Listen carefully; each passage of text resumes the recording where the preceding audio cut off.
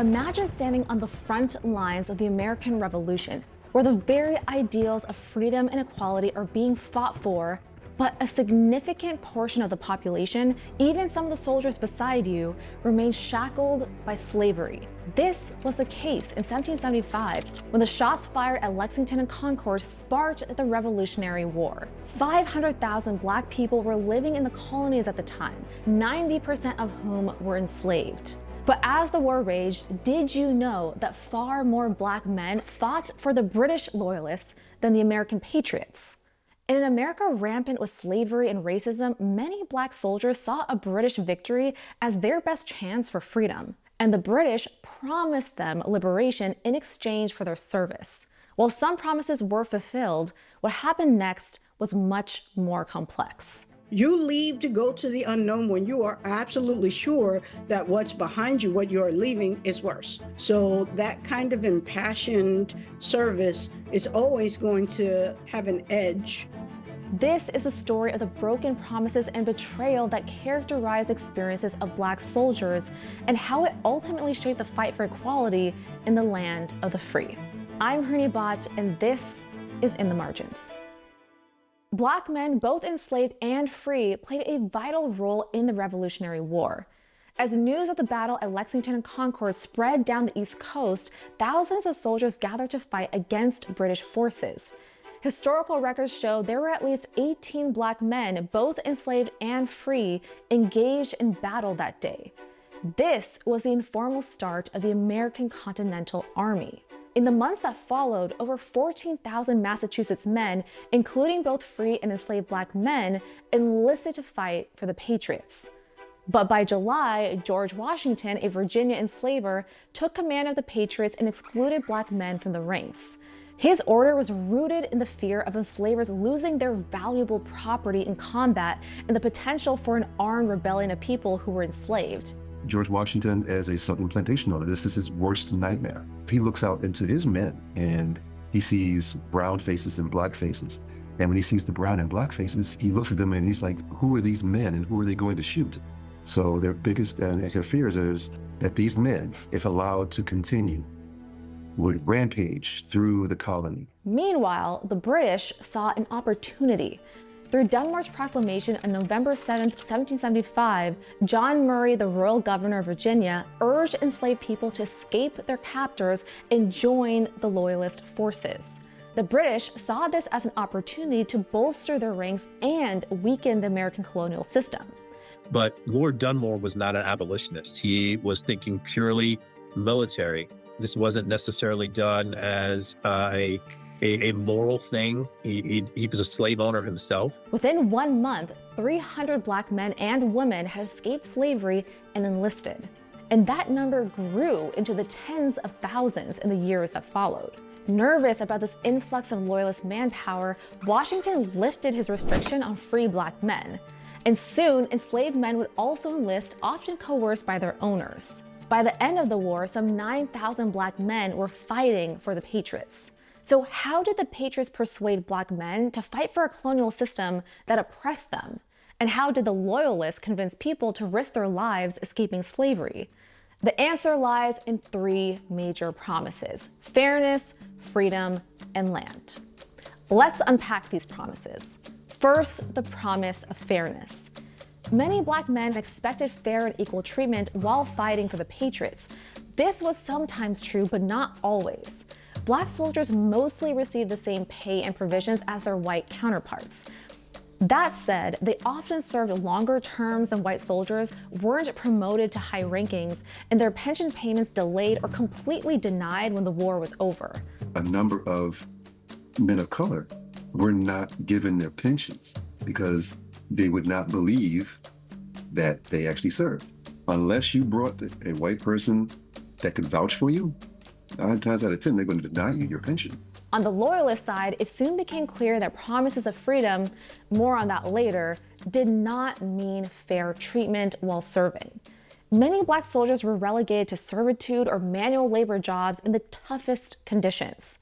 Take the Black Pioneers, for example. The Pioneers were an all-Black British regiment who mostly filled engineering, construction, and labor roles. And they often worked in harsh conditions at the most dangerous battles. Next, the promise of freedom.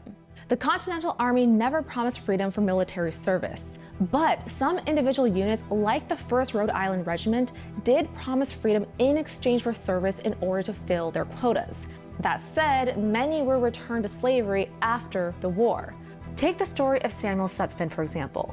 Sutphin's enslavers sent him to fight for the Patriots in his stead with the promise of freedom after serving. Between 1776 and 1778, Sutphin served in several major battles, receiving accolades as a soldier. But when the war was over, his enslaver reneged on his promise of freedom, and Sutphin remained enslaved for another 20 years.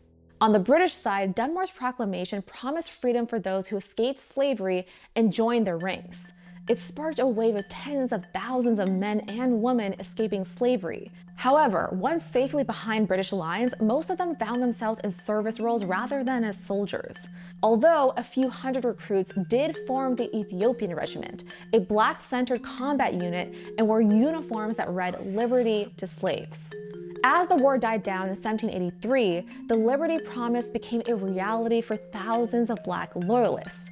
Between April and November that year, 3,500 Black soldiers and their families were relocated to the British colonies of Nova Scotia and New Brunswick, in what would later become the largest concentrated population of free Black individuals outside of Africa. But it didn't take long for discrimination and racism to undermine their newfound liberty. Here, they worked low-paying jobs, including servitude, and had limited access to education, fell victim to hate crimes, and even faced starvation. As for the tens of thousands of Black Loyalists left behind in the American colonies, it turned out that Dunmore's proclamation only intended to free those who had been enslaved by the Patriots and their supporters. In turn, many were recaptured and returned to slavery. Finally, the promise of land. It was 1779 and the British refocused their strategy on the southern colonies. British Commander-in-Chief Sir Henry Clinton then promised the ultimate protection: freedom and land to any Black man or woman who joined their army. But it quickly became another broken promise. Nearly 30,000 white soldiers relocated to Nova Scotia too, and they were prioritized for land grants. Many Black Loyalists didn't receive any land at all. And for those that did, their plots weren't only smaller, but the British government didn't provide titles to them, meaning they did not own the land they lived on. They also could not afford to have things like getting their land surveyed so they can develop their land. So even though they might have had land, it was poorly developed. The experiences of Black soldiers during the Revolutionary War revealed a troubling contrast between the era's ideals of freedom and the harsh, enduring reality of racism. But their experience had far-reaching consequences, like the 1792 exodus of over 1,000 Black Loyalists to Sierra Leone to establish a colony called Freetown, and inspiring the U.S. abolition movement. Figures like Prince Hall emerged, who went on to push for the end of the slave trade. And the legacy of these soldiers, their contributions, hopes, and disappointments still resonates today. Our military service throughout history, although people always forget how well we performed, but I feel like, that buildup of history eventually resulted in a lot of the civil rights that we are now able to enjoy. Dr. Martin Luther King Jr. drew on rhetoric from the American Revolution in his speeches, urging Black Americans to reclaim the spirit of resistance. Our only hope today lies in our ability to recapture the revolutionary spirit and go out into a sometimes hostile world, declaring eternal hostility to poverty, racism, and militarism. And in 2017, the government of Nova Scotia announced it would invest $3 million in helping the Black population finally secure legal title to their land. As the war progressed, it became clear that despite championing freedom and equality for themselves, neither the colonists nor the British truly sought to extend those ideals to the some 500,000 Black Americans living in the colonies. Not only were countless promises broken along the way, but the 3/5 compromise enshrined inequality into the U.S. Constitution soon after the war ended. African Americans spent a great deal of time and energy proving that they were human, trying to express to the European Americans and the society at large that they were worthy of being treated as human beings. This history serves as a reminder that the American ideals of life, liberty, and the pursuit of happiness for Black Americans were, and in many ways still are, entangled in policy and held at the whims of those in power. How do you think these historical disparities resonate today? Let us know in the comments below. Before you go, we want to hear your feedback. Every year, PBS Digital Studios sends out an audience survey, which we use to help understand what you enjoy on YouTube and what you would want to see us make more of. You'll also get to vote on new show ideas, so it would be great if In the Margin fans were well represented in the polls. There's a link in the description below, so thanks in advance.